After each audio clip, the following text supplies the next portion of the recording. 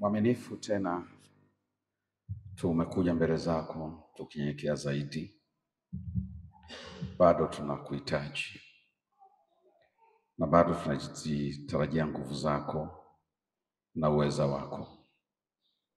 Bado tunataka tukuone ukiwepo katikati yetu kama mamlaka kamili, mamlaka yenye utosherevu, mamlaka ambayo ni majibu kwa maisha yetu, mamlaka ambayo inatuhakikishia wakati ujao kwamba uwe ni wakati wa amani kwetu, uwe ni wakati wa kufanikiwa kwetu, iwe ni wakati wa ustawi wetu na utukufu juu yetu tulio kanisa lako. Kwa hiyo tunakuja mbele zako si kwa sababu tuna mazoea ya kuomba.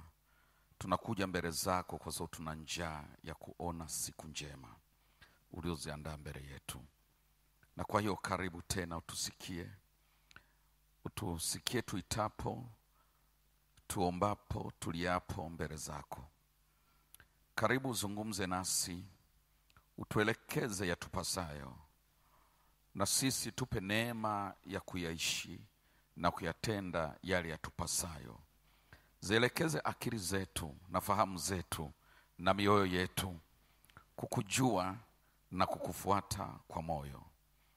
Ninaomba Mungu kila aliyeko mahali hapa Bwana, umjalie roho mpya na moyo mpya, moyo uliopondeka, moyo unaokusikia na ulio tayari kutembea katika hatua zako.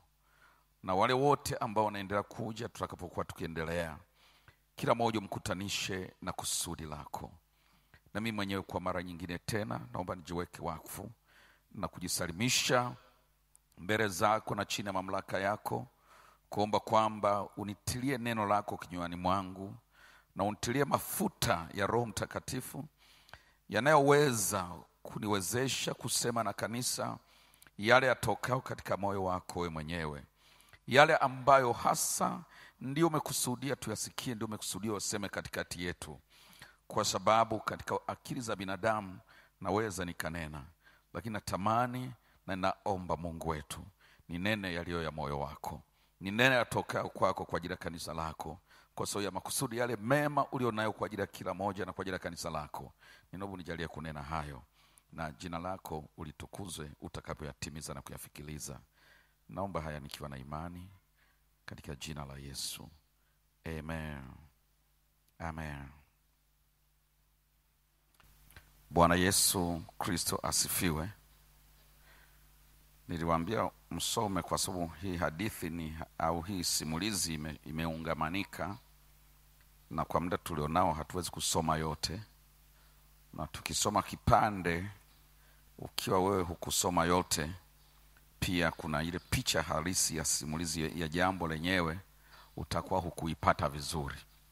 Ndio maana nilisema kila mmoja wetu aende asome kuanzia mstari wa kwanza wa hii sura mpaka mstari wa mwisho, kwa sababu mimi siwezi kusoma yote wakati huu. Na kipande tunachokitumia ni sehemu ndani ya simulizi moja iliyomo katika sura yote ya Danieli sura ya pili. Bwana wetu Yesu asifiwe. Haleluya. Habari hii ambayo nataka kuisoma, nataka niitumie kusimamia yale maombi niliyosema kwamba leo tutayaomba. Ndoto. Mungu aweze kuifanya ndoto yako kwa ajili ya mwaka 2026 iumbike, uione na ujione kwamba napovukia mwaka ni yapi najielekeza kwayo, kwa sababu ndoto unayo tayari. Bwana Yesu asifiwe sana. Kitu kinachoshikika unakiona.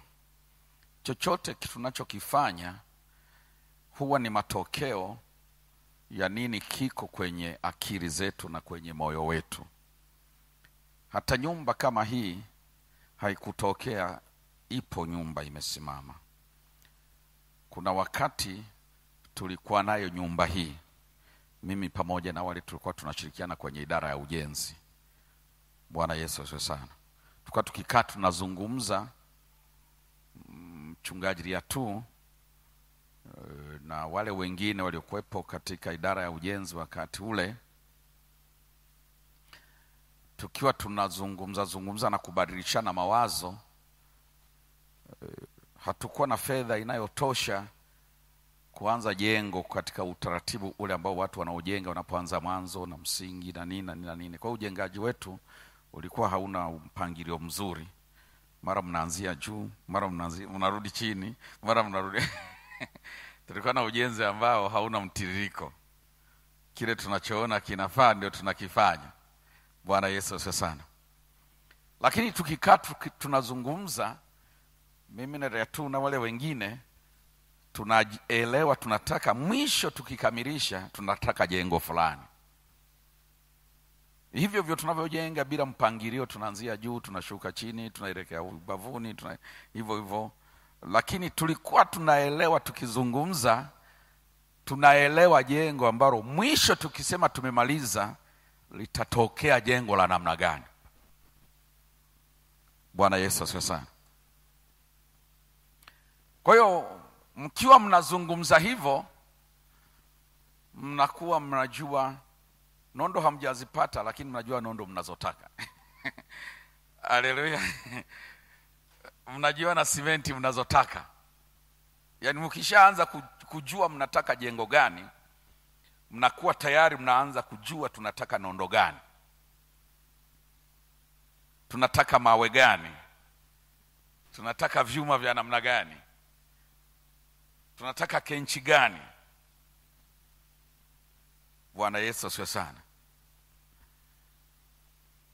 Nilikuwa na uhandisi ambao ni wa mtu ambaye sio mhandisi, lakini nilipojaribu kutaka kuambia watu wanaojenga utekeleze ukashindikana, kwa sababu mimi mwenyewe sio mhandisi.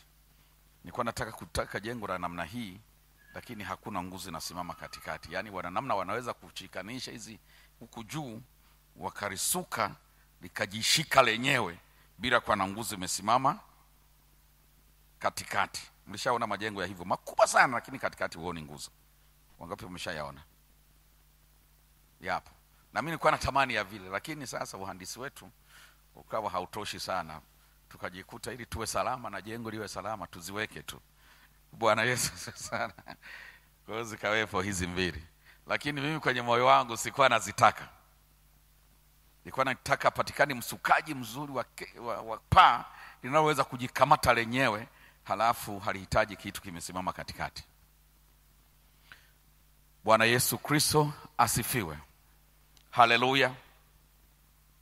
Kwa hiyo kuna kitu najaribu kukueleza ambacho ndio agenda ya kuomba. Kwamba unapotaka sema nataka kuingia mwaka mwingine unaokuja, unaenda nini kimeumbika ndani mwako kwa ajili ya huo mwaka?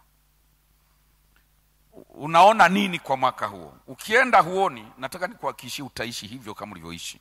Nilianza neno linasema unaweza kuishi mwaka uliopita. Haleluya. Kama huoni kule mwaka unaoingia, nikuhakikishie utaishi mwaka uliopita. Na huna namna utajizuia usiishi mwaka uliopita, kwa sababu hukuona unakokwenda. Huna ulichoona. Huna unachokilenga. Huna picha. Haleluya.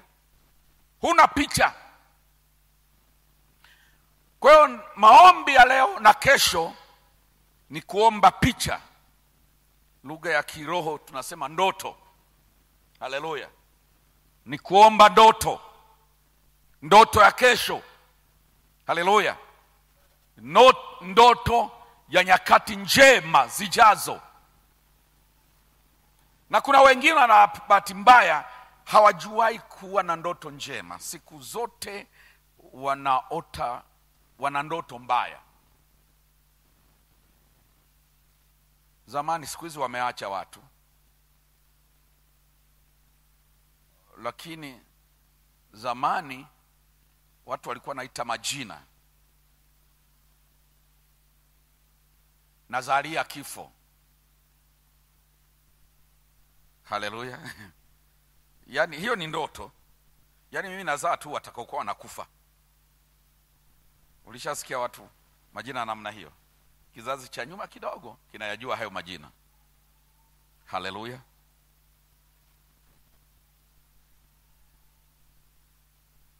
Mateso.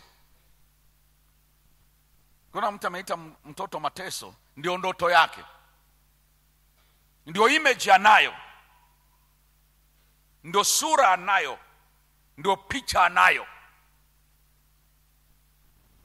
Na kuna watu hata kama hawaiti majina, lakini wanajiona hivyo. Mimi kweli hivi na mimi. Sasa kama sio na wewe ni nani tena? Bwana Yesu asifiwe sana. Haleluya. Kuna mtu mmoja aliitwa, njoo. Akaja, akatolewa huko alikokuwa. Alipofika akaambia, kuanzia sasa tutakuna kula hapa kwa mfalme, na utakaa hapa, kila kitu chako kimegharimiwa, na yale mashamba yako kuna watu watakulimia. Akasema, mimi mbwa mfu? Hayo yananistahili mimi mbwa mfu? Umenitazama hata mimi mbwa mfu?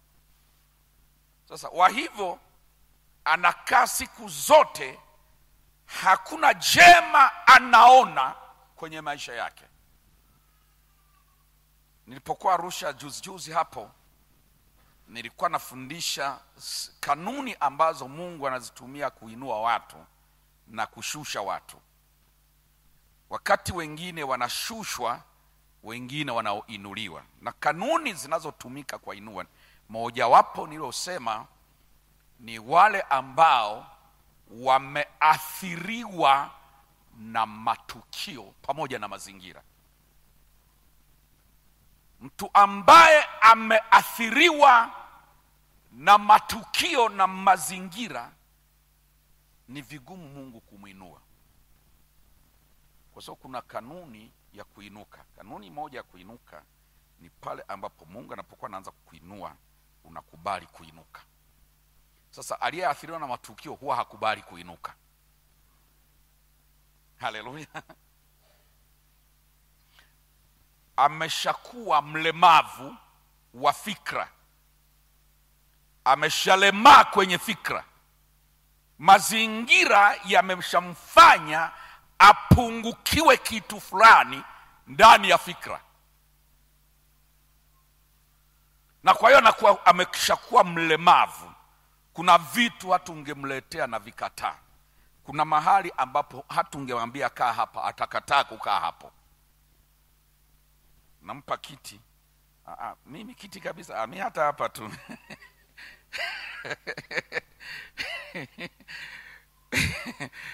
Bwana Yesu asifiwe sana.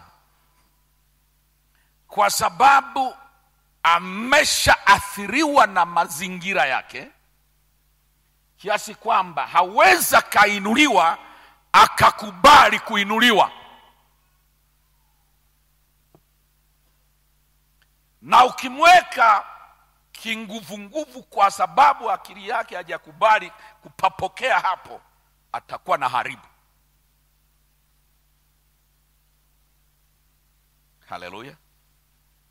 Na akiharibu, watalazimika kumtoa hapo, amrudishe alikozoea. Bwana Yesu asifiwe sana. Haleluya, haleluya. Haleluya, haleluya.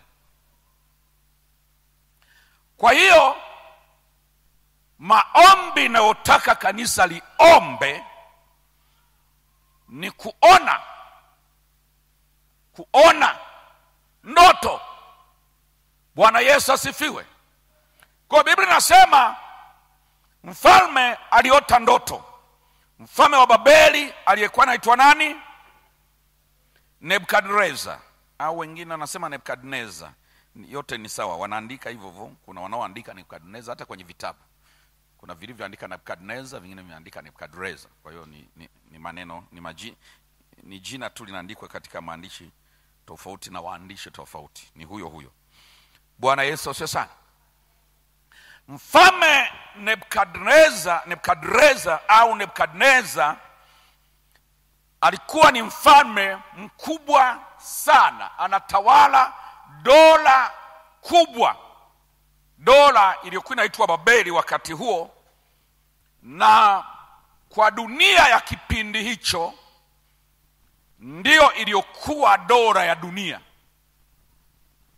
Kwa ile sehemu ya dunia ilikuwa imeshajitokeza kikustarabika nyakati hizo, yeye alitawala dola hiyo yote ya dunia nzima ya kipindi hicho. Yote ilikuwa chini ya dola ya Babeli. Mfalme Nebukadneza katika mwaka wake wa pili wa kutawala kwake, mwaka wa pili, yana ameanza mwaka jana 2024, leo 25 ni mwaka wa pili, akaota ndoto. Ndoto aliyoyota akaijua ni ndoto yenye message, ndoto yenye ujumbe wa maana kwa ajili ya nyakati. Lakini bahati mbaya alipokuwa ameamka, amebaki na picha ya ndoto, ila ndoto yenyewe ameisahau. Ila picha kwamba kuna kitu kikubwa nimeota. Yaani bora hata usahau ndoto, lakini unajua kuna kitu kikubwa kimo ndani. Haleluya. Ndani mwangu na hisi kuna kitu kikubwa Mungu ameshaweka ndani mwangu, hata kama bado sijakijua vizuri, lakini nakisikia ninacho. Angalau uanze kuomba, Mungu nipe ufunuo wa hiki kitu nakisikia, ni kikubwa kinakaa ndani yangu, nakisikia. Kwa Nebukadneza kaamka, anasikia ana jambo kubwa ameota. Kubwa, lina maana. Haleluya. Lina maana kwa ajili ya historia, lina maana kwa ajili ya nyakati. Ameliota usiku lakini kalisahau, ila analisikia bado nalo. Kakusanya watu wote wanaojulikana kwamba wanapataga mafunuo, wanaweza kufunua jambo hawajaona kwa sifa zao. Walikuwepo wanaoitwa wanajimu, walikuwepo wanaoitwa wasihiri, walikuwepo wanaoitwa wachawi, walikuwepo wanaoitwa waganga. Hawa waganga, wanajimu, wasihiri, wanajimu, wote hao wanajulikana dunia yote, na wajua hawa mambo ambayo hujaambiwa unaweza ukayajua na ukayasema. Wanajulikana, ndio shughuli yao. Kwa lugha nyingine, wanajulikana wao wanaweza kuwasiliana na ulimwengu wa roho. Haleluya. Wakajua vitu ambavyo haviko katika kawaida ya wanadamu, lakini viniko katika kawaida ya ulimwengu wa roho, na hawa wanaweza kuvipata huko kwenye ulimwengu wa roho, wakavijulisha kwa watu wengine. Kwa Nebukadneza akajua, nimeota, nimesahau, ila nilichoota ni kikubwa, nakijua na nakisikia, kiko moyoni mwangu, na I can feel it, kwamba kuna jambo nimeota. Sio ndoto ya kawaida, ni ndoto yenye maana, ndoto inayobeba historia, lakini nimeisahau kwenye ufahamu wangu. Moyoni imo, kwenye ubongo haimo. Natafuta mtu wa kuileta kwenye ubongo wangu. Haleluya. Moyoni ninayo, ila kwenye ubongo haijaingia. Natafuta mtu wa kuileta kwenye ubongo wangu. Wangapi wanaelewa anachosema? Bwana Yesu asifiwe sana. Kwa Nebukadneza akawaita wale jamaa wenye sifa hizo, njooni hapa, kaeni hapo, nimewaita, kuna ndoto nimeota, ina maana kubwa, najua. Sasa niambieni nimeota nini na tafsiri yake nini. Wakamwambia mfalme, hii haitawezekana, tuambie kwanza ulichoota, sisi tukupe. Akamwambia, mnataka sasa kudanganya. Haleluya. Mnataka mwanze kunidanganya, mkishajua nilichoota mwanze kubuni mambo.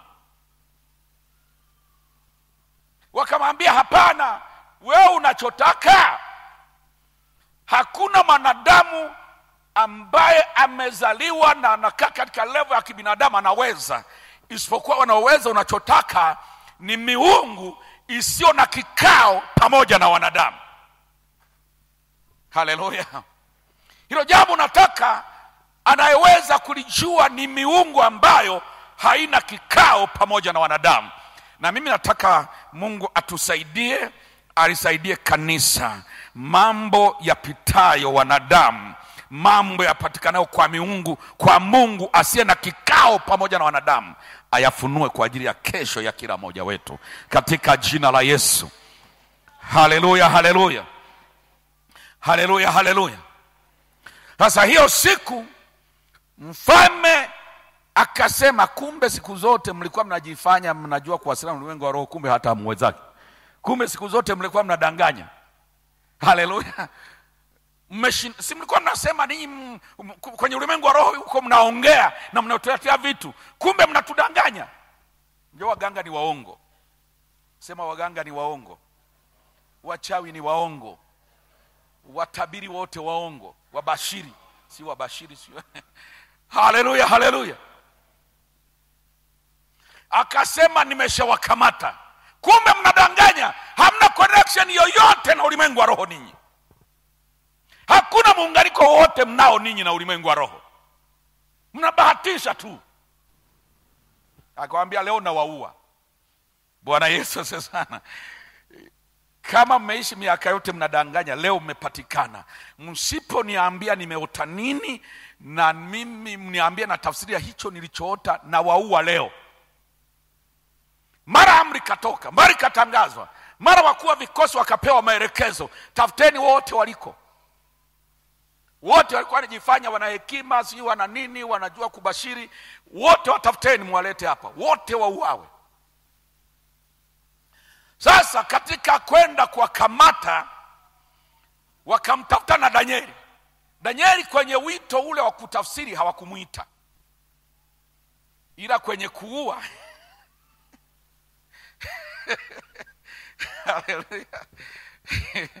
Bwana Yesu asifiwe sana. Ndio maana Mungu aliponiambia ile mara ya kwanza ile tunajiandaa, aliniambia Mungu anaongelea habari, maombi haya yataongelea habari ya kubadilisha mabaya kuwa mema na kukumbukwa. Unajua unaweza kusahaulika ikatokea ndoto ikakufanya ukakumbukwa. Jina la Yesu libarikiwe. Nataka tuombe ndoto itakayokufanya ukumbukwe kwa jina la Yesu. Itakayofanya watu wa Mungu wakumbukwe kwa jina la Yesu. Kanisa la Mungu likumbukwe kwa jina la Yesu.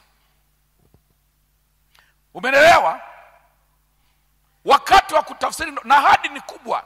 Atakayefanikiwa tutamfanya kuwa tajiri, tutampa zawadi kubwa, tutampa heshima kubwa na kadhalika. Alafu Danieli amesahaulika. Kwenye kuua wale wameshindwa waliokumbukwa, kwenye kuua wakamkumbuka. Yupo na jamaa naye anajifanya tukamtafute akauawe. Unajua, nataka nikuhakikishie maombi haya yatafanya mapinduzi ya kiroho ambayo hujawahi kuona. Yaani hata kama wewe ni aina hiyo ya Danieli, maana wa aina hiyo wapo. Hata familia ikiwa na kikao cha mambo ya maana ya familia, hawakuhitaji, wanakusahau. Siku wanatafuta waliokosea wawakalishe kitimoto, wa walaumu na kuwashutumu, wanakukumbuka. Na wewe njoo, hujahudhuria vikao kadhaa, hujatoa michango haleluya. Lakini siku walikuwa na jambo jema, walikusahau. Hayo yapo na makazini. Kukiwa na mambo mema kuna watu hawakumbukwi, lakini kama kuna siku ya kulaumiwa na siku ya kuadhibiwa, na yeye anakumbukwa. Haleluya, haleluya. Ukiona jambo hilo linatokea, sio geni kwako. Hata Danieli litokea. Walimsahau kwenye kutoa zawadi nzuri na kupewa heshima kubwa na kutukuzwa, wakamsahau, lakini kwenye kuuawa wakamkumbuka. Ashukuriwe Mungu. Ikiwa kwa mabaya au kwa mema, Mungu atakuinua kwa jina la Yesu. Haleluya. Walipomsahau kwa mema, wakamkumbuka kwa mabaya, Mungu akawa yuko hapo hapo kubadilisha yale mabaya ambayo kwayo wamemkumbuka, hayo Mungu akageuza kwa mema. Wamemkumbuka kwa mabaya, wamemkumbuka kwa ajili ya kumuua, na Mungu akabadilisha hilo kukumbukwa ili kuuawa ikawa ndio kukumbukwa ili kupewa cheo cha juu. Mungu yuko hapo. Kwa watu sisikitike, wala usilaumu, mbona yale mengine mlinisahau, leo ndio mnanikumbuka. Wewe ambia Mungu, haya walionikumbuka jitukuze, haya walionikumbuka niinue, haya walionikumbuka nitambulishe katika jina la Yesu. Haleluya. Wakawa wamemkumbuka kumuua, wamemsahau kwenye kumpa zawadi, wamemsahau kwenye kumpa heshima, wakamkumbuka kwa ajili ya kumuua. Hiyo historia Mungu anakwenda kuigeuza kwa jina la Yesu. Kwa Biblia inasema Danieli alipoona wanamwijia, wanamwambia, jamaa mmoja anaitwa Arioko anamwambia Danieli, na wewe uko kwenye orodha. Tunakuta na Arioko ndiye aliyepewa amri ya kuua. Arioko akamtafuta Danieli, uko kwenye orodha ya wanaouawa. Danieli akauliza, kwa nini? Mbona hiyo amri ya mfalme inaonekana ni kali sana? Kwani kumetokea nini? Arioko ikabidi amsimulie kilichotokea. Unaona hiyo kitu? Mwanzoni wakati wanaitwa kwa mfalme hakuitwa. Kwenye kumuua ndio wanamtafuta. Anauliza, kwani kumetokea nini? Arioko anamsimulia kilichotokea. Mfalme kaota amewaita wenzio wameshindwa. Kwa maagizo ni nyote muuawe, nyote wenye fani hiyo. Bwana Yesu asifiwe sana. Haleluya. Akasema, nipe muda, mlikuwa mjaniandaa, nipeni muda mimi nimuulize na mimi Mungu wangu. Wakampa muda, kaita rafiki zake 3, wakaingia mahali wakajifungia kama hivi hapa, wakaita Mungu, tuambie hii ndoto. Mungu tuambie. Usiku akalala, Mungu akaileta nzima. Haleluya. Danieli asubuhi akawahi kwa Arioko, nipeleke kwa mfalme. Tayari, subiri kwanza usiwaue. Akaokoa na wale wengine. Unajua unaweza ukaachwa nyuma, baadaye waliotangulizwa akarudi kukutegemea wewe. Haleluya. Wale ndugu waliokuwa wametangulia, Danieli ndiye aliwanusuru. Akamwambia Arioko na wale, msiwaue, subirini kwanza. Msiwaue kwanza, subirini. Wakati wanasubiri akasema, nipelekeni kwa mfalme. Akaenda kwa mfalme, akatambulishwa vizuri, huyu ni mmoja wapo wa wale watu waliotoka Yuda na kadhalika waliochukuliwa mateka. Amesema yeye anaweza. Haya Danieli, njoo hapa. Danieli akamwambia, sikwambii tafsiri kwa sababu ya hekima yoyote nilionayo kuliko wenzangu, lakini yuko Mungu wa mbinguni anajua kufunua ndoto na anajua kuleta tafsiri za ndoto. Mungu huyu wa mbinguni amependa kumjulisha mfalme hicho alichoota na tafsiri ya hicho alichoota. Akamwambia mfalme, sikiliza, umeota hivi. Wewe umeona sanamu kwenye ndoto. Wakati mawazo ya moyo wako yamekusumbua usiku, ukasinzia ukaota ndoto. Mfalme, umeota sanamu kubwa sana ya kutisha ya dhahabu. Kichwa chake ni cha dhahabu. Halafu kifua chake ni cha fedha na mikono. Halafu tumbo ni shaba. Halafu miguu yake ni chuma. Kule chini kwenye nyayo, kwenye makanyagio, huku chini ni mchanganyiko wa chuma na udongo. Mfalme kweli bwana, nimekumbuka hiyo Bwana Yesu asante. Hiyo yani kama nilivyoota, umeongea hivyo hivyo kama nilivyoota. Bwana Yesu asante. Nimeota hiyo. Akamwambia sasa mfalme, ndio nisome sasa. Danieli akajibu akasema, mstari wa 20, nalihimidiwe jina la Mungu milele na milele, kwa kuwa hekima na uweza ni wake. Yeye hubadili majira na nyakati. Yeye hubadili majira na nyakati. Katika jina la Yesu nataka tuombe jioni ya leo. Waliokuwa napitia majira na nyakati ngumu, leo tumesimama mbele za Mungu awezaye kubadili majira na nyakati. Hayo majira yabadilike katika jina la Yesu. Walioishi majira ya kunyanyasika, hayo maisha jioni ya leo na mwaka wote ujao yabadilike katika jina la Yesu.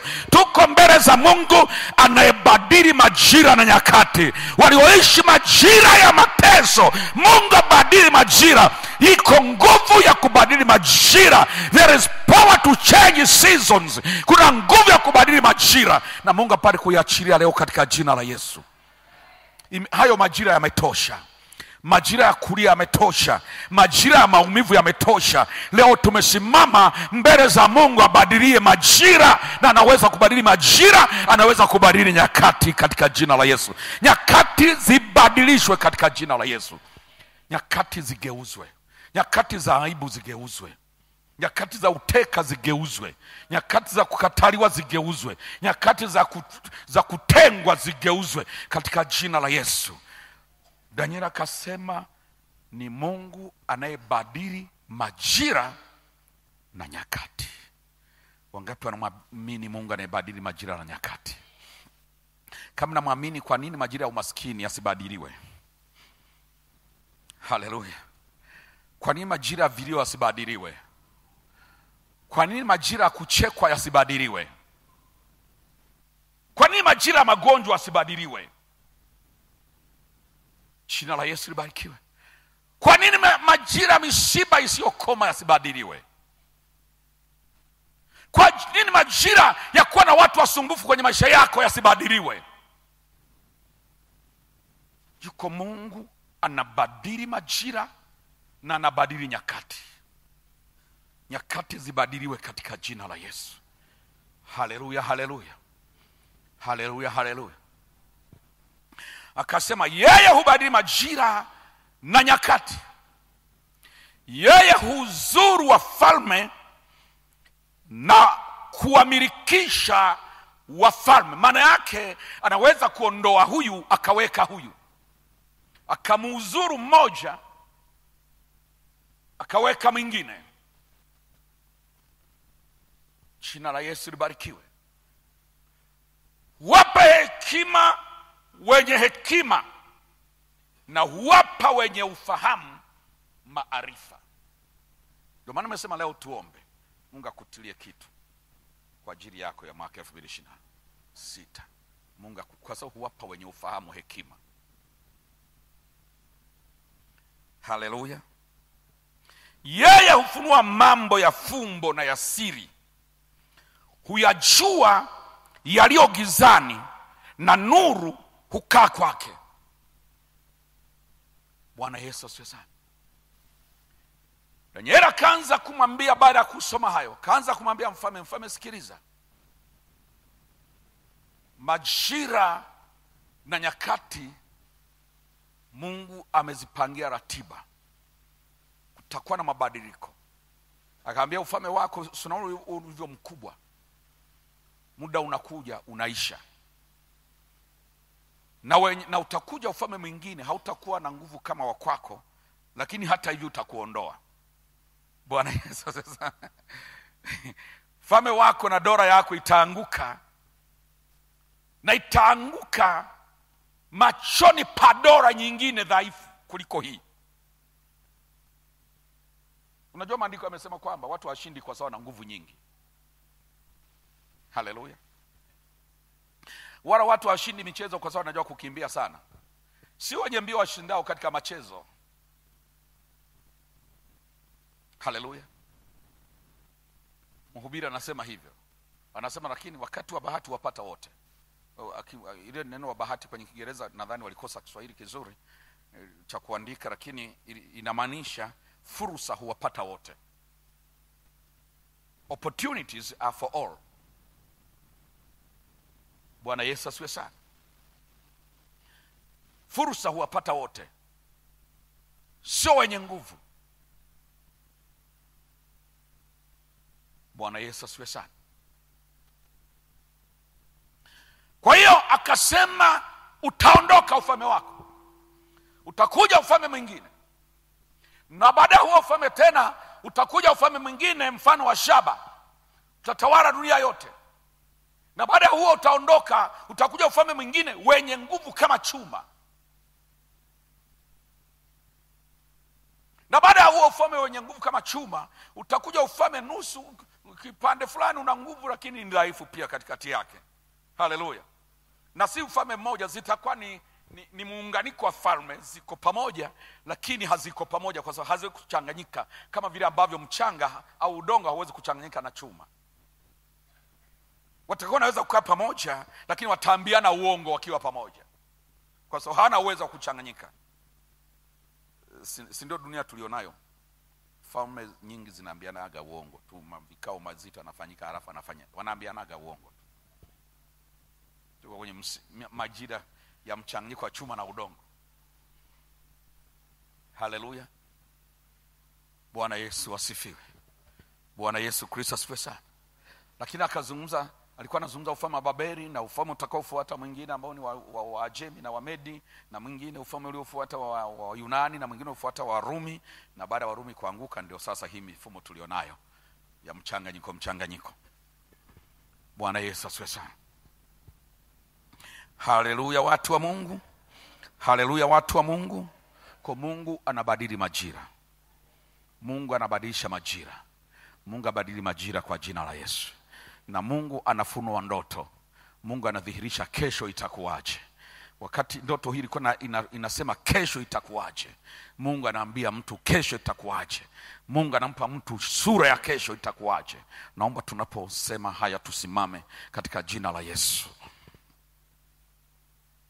Rimashaka ya busaka.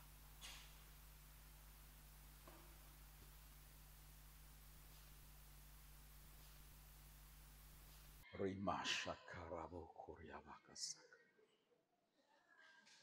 Rimosha pokuria bakateka siki. Wangapi wameelewa wanachotakiwa kuomba? Usiende huna picha. Bila picha hili jengo lisingekuwa linafanana hivi. Kuna picha ilikuwa moyoni, kuna picha ilikuwa kichwani. Ndio utengeneza jengo hili. Ramasha kariabusaka. Najua Bwana unatengeneza njia. Unatengeneza njia kwa ajili yangu. Najua Bwana unatengeneza njia. Unatengeneza njia kwa ajili yangu. Najua Bwana umetengeneza njia. Umetengeneza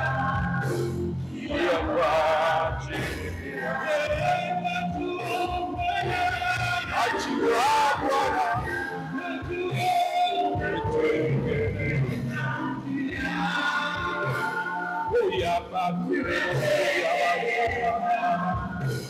Najua Bwana lakini kila fursa za mabaya ndizo unakutana nazo.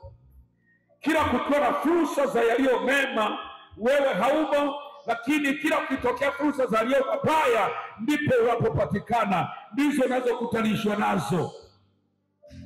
Leo Mungu asiye na kikao pamoja na wanadamu, abadilie majira, abadilie nyakati. Jioni ya leo yupo kubadili majira, yupo kubadili nyakati. Ataibadilisha hiyo katika jina la Yesu, na hayo mabaya ndio atakayogeuka kwa mema katika jina la Yesu. Hayo ya aibu ndio atakayogeuka kwa utukufu katika jina la Yesu. Bwana Mungu aliye hai, asante Bwana Yesu. Enda kumina moyo wako mbele za Mungu, enda kuungamanisha moyo wako kupokea unabii huu katika jina la Yesu.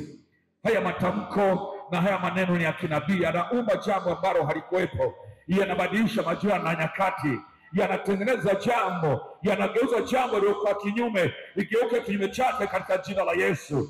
Ligeuke kinyume chake katika jina la Yesu. Ulikuwa kama huonekani, japokuwa upo, lakini mabaya yakiwepo unaonekana. Ya mema yakitokea unakuwa kama huonekani, kama kivuli wasichokiona watu. Leo utaonekana katika jina la Yesu. Uvuli wa mabaya uliokuwa umefunika maisha unaondolewa na kuvuliwa katika jina la Yesu. Uvuli wa mabaya unavuliwa, uvuli wa mabaya unavuliwa, uvuli wa maovu unavuliwa katika jina la Yesu.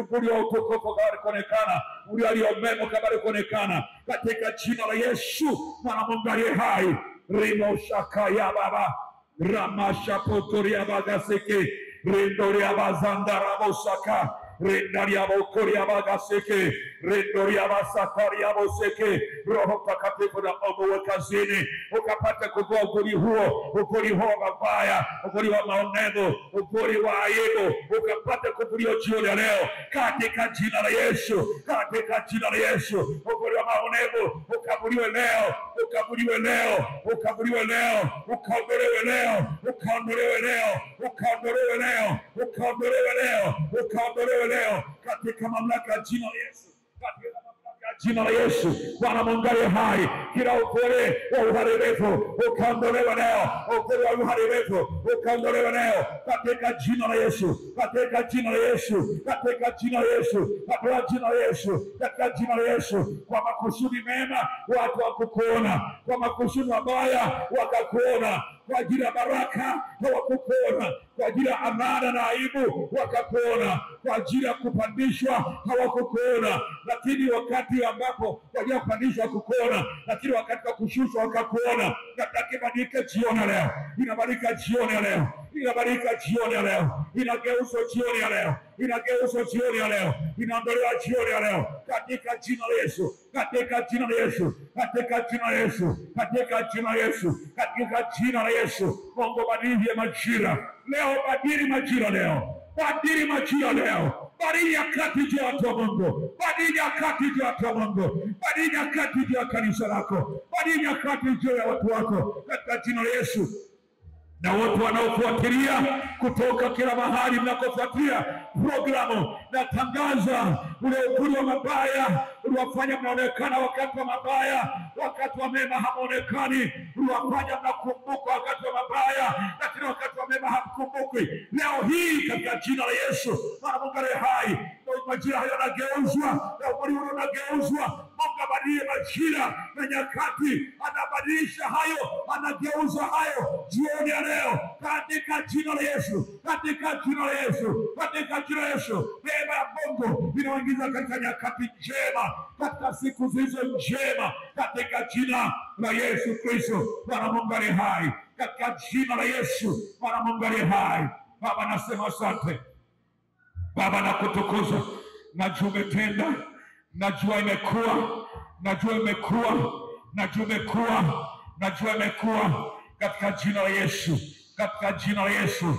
Siku zako na nyakati zako hazitakuwa za giza tena, maana Mungu ambaye nuru inakaa kwake ndiye Mungu ambaye amekuzukia leo. Mungu ambaye neno lake limesema kwa kinywa cha Danieli ya kwamba nuru inakaa kwake ndiye ambaye amekuzukia leo kwa nuru ya mbinguni, katika jina la Yesu Kristo wa Nazareti. Mwana Mungu aliye hai, siku zako hazitakuwa za giza tena, miaka yako haitakuwa giza tena, miaka yako haitakuwa giza tena, nyakati zako hazitakuwa za giza tena, katika jina la Yesu wa Nazareti mwana Mungu aliye hai, katika jina la Yesu mwana Mungu aliye hai.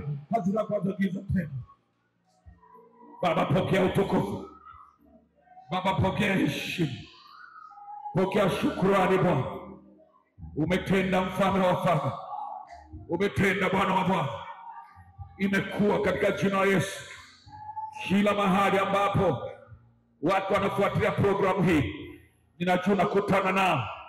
Matamko ni yatamka ya nabii wa maisha yao, unaobadili msimu, nyakati na majira juu yao katika jina la Yesu. Zipate kuja nyakati za kuburudishwa kutokea sasa katika jina la Yesu Kristo wa Nazareti mwana Mungu aliye hai. Baba, nasema asante. Baba, nakushukuru. Baba, nakutukuza. Ino mikono yako, sema asante Yesu. Asante Yesu. Nimepokea. Nimehama kutoka miaka ya giza, nyakati za giza. Leo nimeingia katika nyakati za nuru na miaka ya nuru, kwa sababu nuru inakaa kwako na mimi pia ninakaa kwako katika jina la Yesu. Leo hii nimekukimbilia Mungu, badilie nyakati na kubadili majira. Nimepokea badiliko la nyakati na badiliko la majira, ili nyakati za kukumbukwa, nilizokumbukwa kwa mabaya, zigeuzwe kwa njema katika jina la Yesu. Zigeuzwe kwa heshima, zigeuzwe kwa baraka, zigeuzwe kwa utukufu, zigeuzwe kwa kupata, zigeuzwe kwa kuinuliwa, zigeuzwe kwa kupona katika jina la Yesu. Katika jina la Yesu. Katika jina la Yesu. Katika jina la Yesu. Ninapokea na ninaingia rasmi jioni ya leo katika nyakati hizo. Ninaingia rasmi kuanzia jioni ya leo katika hizo nyakati njema ulizozinena Bwana. Ninaingia rasmi jioni ya leo ndani ya nyakati njema ulizozifanya, ndani ya nyakati njema ulizozifanya. Rasmi jioni ya leo, rasmi jioni ya leo, rasmi jioni ya leo, rasmi jioni ya leo. Giza haitakuwa na nguvu tena, giza haitakuwa na nguvu juu yangu, mauti haitakuwa na nguvu juu yangu, katika jina la Yesu, katika jina la Yesu, katika jina la Yesu. Pigia makofi Bwana Yesu. Shangilia Bwana Yesu. Asante Bwana Yesu. Asante.